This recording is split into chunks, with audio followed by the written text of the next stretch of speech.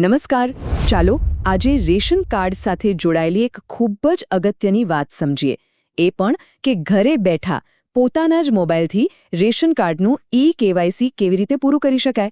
આ ખરેખર કામની માહિતી છે. તો ચાલો શરૂ કરીએ. અને શરૂઆત જ આ સવાલથી કરીએ છીએ.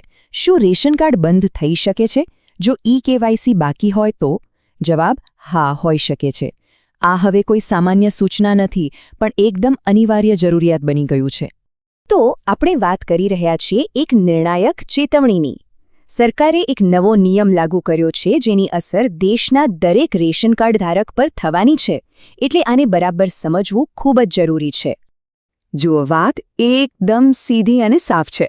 હવે રેશન કાર્ડ માટે ઈ-કેવાયસી કરાવવો એ કોઈ વિકલ્પ નથી, એ સંપૂર્ણપણે ફરજિયાત છે.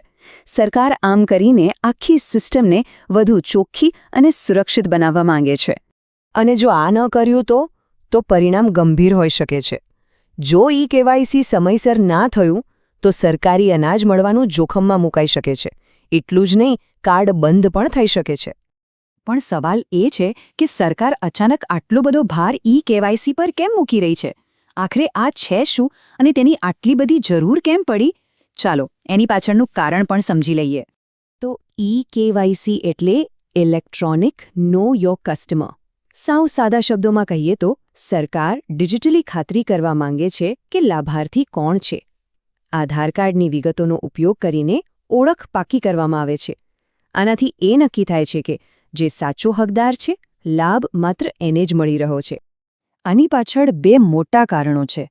પહેલું, બધા લાભાર્થીઓના રેકોર્ડ્સ એકદમ અપ ટુ ડેટ રાખવા. અને બીજું, જે સૌથી જરૂરી છે, કે બોગસ રેશન કાર્ડ દ્વારા થતી કોઈ પણ પ્રકારની છેતરપિંડીને જડમૂળથી અટકાવવી. ચાલો હવે સૌથી કામની વાત પર આવીએ. ક્યાંય ધક્કા ખાવાની જરૂર નથી, કોઈ લાઇનમાં ઊભા રહેવાની પણ જરૂર નથી. આ આખી પ્રક્રિયા ઘરે બેઠા પોતાના મોબાઈલથી જ કેવી રીતે કરી શકાય? ચાલો એના સ્ટેપ્સ એક પછી એક જોઈએ. તો સૌથી પહેલું કામ છે પોતાના રાજ્યની જે ઓફિશિયલ પીડીએસ એપ હોય તેને ફોનમાં ડાઉનલોડ કરવી. પછી એપ ખોલીને એમાં ઈ-કેવાયસી કે આધાર સીડિંગ લખેલો વિકલ્પ શોધવાનો. બસ એના પર ક્લિક કરશો એટલે તરત જ રેશન કાર્ડ નંબર નાખવા માટેની જગ્યા દેખાશે. હવે આગળ રેશન કાર્ડમાં જેમના નામ હોય એમાંથી કોઈ પણ એક સભ્યનો આધાર નંબર નાખવાનો. જેવો નંબર નાખશો કે તરત જ એ આધાર સાથે જે મોબાઈલ નંબર લિંક થયેલો હશે એના પર એક ઓટીપી આવશે. એ ઓટીપી એપમાં નાખી દેવાનો.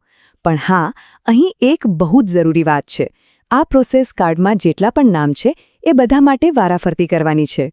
કોઈ રહી ન જાય એ ખાસ જોવાનું. અને જુઓ, આજ તો સૌથી મોટી રાહતની વાત છે. કોઈ સરકારી ઓફિસના ધક્કા નહીં, કોઈ દુકાન પર કલાકો સુધી લાઇનમાં ઊભા રહેવાની ઝંઝટ નહીં. એકદમ શાંતિથી ઘરે બેઠા પોતાના સમયે આ કામ પતાવી શકાય છે. ચાલો માની લઈએ કે પ્રોસેસ પૂરી થઈ ગઈ, પણ કામ ખરેખર થયું છે કે નહીં એની ખાતરી કઈ રીતે કરવી? કારણ કે મનની શાંતિ પણ તો એટલી જ જરૂરી છે, ખરું ને?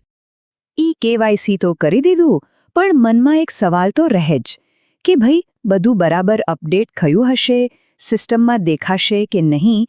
તો ચાલો એ ચેક કરવાની સાવ સહેલી રીત પણ જોઈ લઈએ. આ તો એનાથી પણ સહેલું છે. બસ એ જ પીડીએસ એપ પાછી ખોલવાની. એમાં રેશન કાર્ડ સ્ટેટસ કે લાભાર્થીની વિગતો જેવું કંઈક લખેલું શોધો. ત્યાં જશો એટલે પરિવારના દરેક સભ્યના નામની બાજુમાં વેરીફાઈડ અથવા ઈ-કેવાયસી ડન એવું લખેલું દેખાવું જોઈએ. બસ આટલું દેખાય એટલે સમજી લેવાનું કે કામ પાક્કું. સારું, તો આટલી બધી વાતચીત પછી ચાલો ફટાફટ સૌથી મહત્વના મુદ્દાઓ પર એક નજર નાખી લઈએ. એકદમ ટૂંકમાં આટલું તો યાદ રાખવું જ રહ્યું. તો યાદ રાખવા જેવી 4 વાતો. નંબર 1, ઈ-કેવાયસી હવે મરજિયાત નથી, ફરજિયાત છે. નંબર 2, રાહતની વાત એ છે કે આ કામ મોબાઈલથી જ થઈ જાય છે. નંબર 3, અને આ સૌથી અગત્યનું છે કે કાર્ડમાં રહેલા દરેક સભ્યનું કેવાયસી થવું જોઈએ. અને નંબર 4, કામ પતે એટલે સ્ટેટસ ચેક કરવાનું બિલકુલ ભૂલવાનું નથી. અને અંતે એક સવાલ જે વિચારવા જેવો છે. આ માત્ર એક સરકારી પ્રક્રિયા નથી, આ તો પરિવારના હક અને અનાજની સુરક્ષાનો સવાલ છે. તો પછી વિલંબ શા માટે? આ કામ આજે જ પતાવીને નિશ્ચિંત થઈ જવું જોઈએ.